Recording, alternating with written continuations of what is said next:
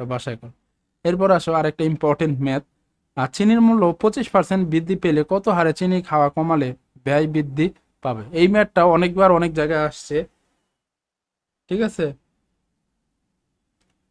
অনেক জায়গায় আসছে, কখনো চিনি, কখনো তেল, কখনো পেঁয়াজ, মানে এক এক সময় এক এক ল্যাঙ্গুয়েজে আসছে, বাট এই ম্যাথটা অনেকবার আসছে।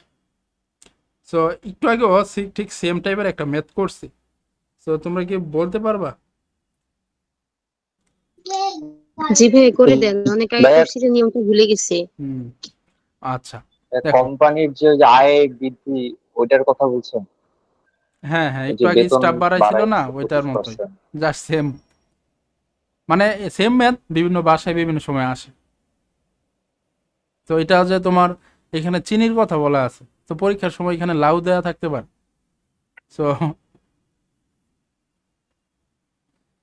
সো চিনির মূল্য 25% বৃদ্ধি পেল, ওকে, সাপোজ 100 ছিল, সেটা কত হইলো?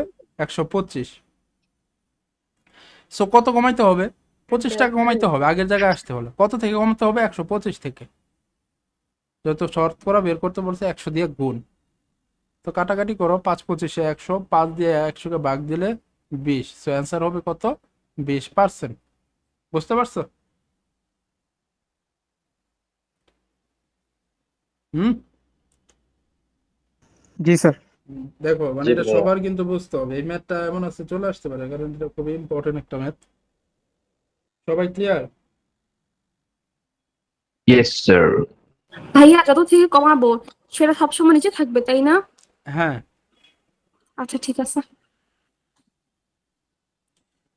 আমার মনে হয় এটা হচ্ছে সবাই ক্লিয়ার।